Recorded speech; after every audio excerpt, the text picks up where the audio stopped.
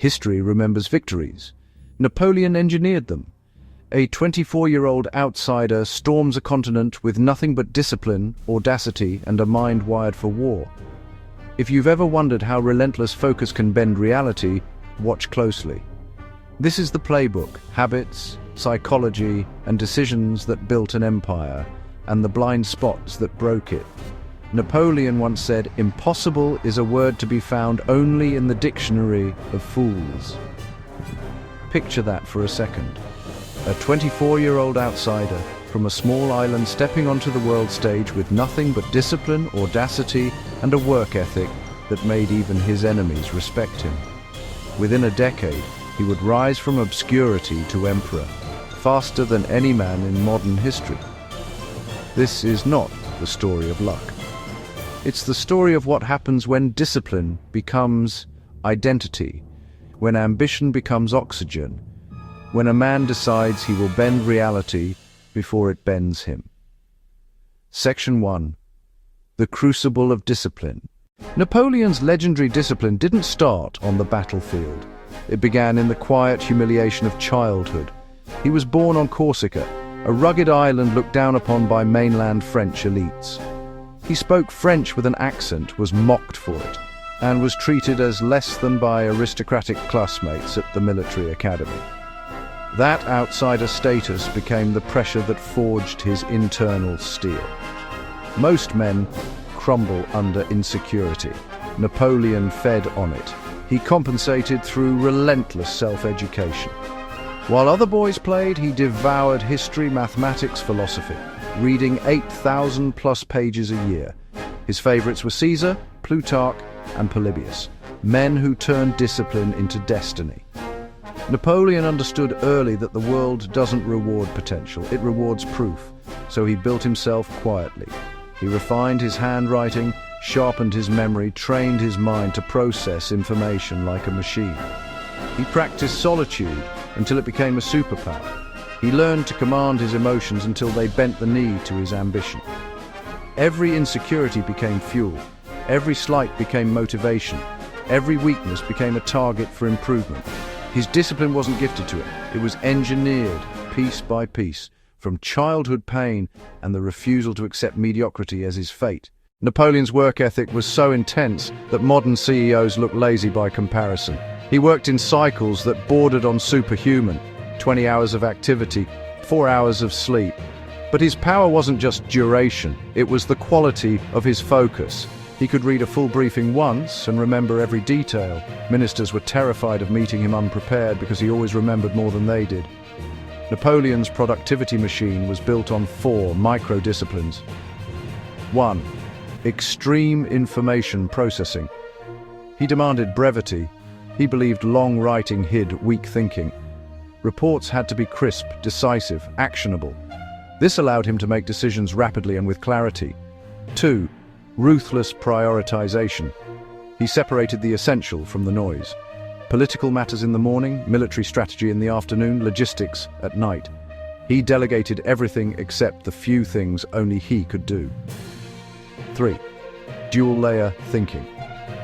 Few great leaders can zoom in and out simultaneously. Napoleon could. He handled minute tactical details, food rations, bridge placements, supply lines, while also shaping a 10-year continental strategy. Most men drown in one level.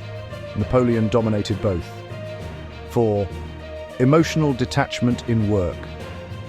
He once ordered 50 letters to be written simultaneously.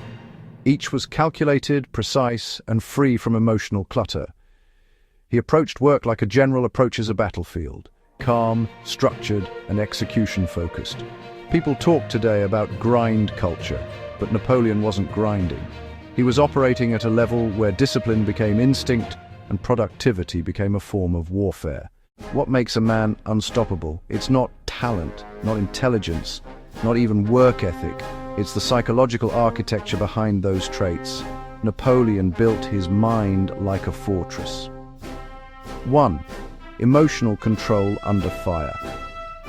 At the Battle of Arcole, he walked straight toward the front lines with bullets flying past his head, not out of arrogance, but to stabilize the morale of his troops. His confidence under pressure came from the belief that fear is a choice and that leaders must remain calm when chaos erupts. 2. Speed of decision. Napoleon said, "Take time to deliberate, but when the time for action comes, stop thinking." He knew hesitation is the silent killer of opportunity. 3. Charisma as a weapon. He addressed soldiers as if speaking to the deepest parts of their identity. He made them feel chosen. A man who feels chosen will walk through hell for you. 4. Transforming setbacks into leverage. Napoleon didn't just overcome setbacks, he weaponized them. Exiled once, he returned and reclaimed the throne. Defeated, he used the experience to refine his strategy. Criticized, he used their doubt as validation that he was on the right track. For Napoleon, obstacles were not barriers. They were proof that he was climbing the right mountain. Every unstoppable force carries its own shadow. Napoleon's ambition came with a bill, and he paid it. He lived with chronic exhaustion. His relationships deteriorated. He trusted few, confided in even fewer, and spent long stretches in near-total isolation, surrounded by advisors but spiritually alone. The same engine that made him unstoppable eventually pushed him into overreach. He expanded too fast. He believed his momentum was permanent. His discipline sharpened his rise, but his inability to slow down accelerated his fall. This is the paradox of extreme ambition. The qualities that make you great are often the same ones that destroy you if left unchecked. Napoleon wasn't defeated by enemies. He was defeated by his refusal to acknowledge limits. That's the price high performers must understand. Power without reflection becomes blindness. Drive without restraint becomes self-destruction. Section 5. Modern imperatives. Applying Napoleon's framework today. So how does a young man today use Napoleon's discipline without falling into his traps? Here's the modern blueprint drawn from his principles. 1. Turn insecurity into fuel. Don't run from insecurity, study it. Expose the weak parts of your character and rebuild them. The greatest confidence is forged, not inherited. 2. Build a reading habit that shapes your identity. Napoleon wasn't reading for entertainment. He read to sharpen his strategic mind. Pick books that challenge your weaknesses and expand your worldview. Philosophy, history, psychology, stuff that rewires your thinking. 3. Design your work system, not just your workload. Napoleon didn't just work more, he worked better. Use his principles. Daily priorities, 3 key tasks, brevity in communication, delegation of low-value tasks, decision-making frameworks, strategic thinking time. If your system is right, productivity becomes inevitable. 4. Develop emotional discipline. Men underestimate this. Napoleon mastered his emotions so he could master outcomes. Practice delayed reactions, journaling under stress, Stoic reframing, high-pressure simulations in the gym or business. Your ability to remain calm when others panic will become your competitive advantage. 5. Train dual-layer thinking. Most people think in one direction. You need both. Tactical, what's the next step? Strategic, where is this step taking you? Journal these 2 questions every morning. Do this for 90 days and you'll operate differently from everyone around you. 6. Keep a core team of loyal advisors. Napoleon's brilliance was magnified by a team of high performers. Build your own circle. 1 mentor, 1 competitor, 1 accountability partner, 1 advisor for your blind spots. Lonely ambition is weak ambition. 7. Respect the line between discipline and self-destruction.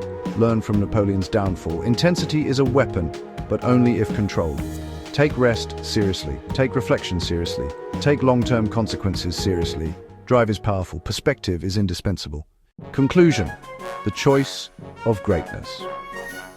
Napoleon's life is not just a historical lesson.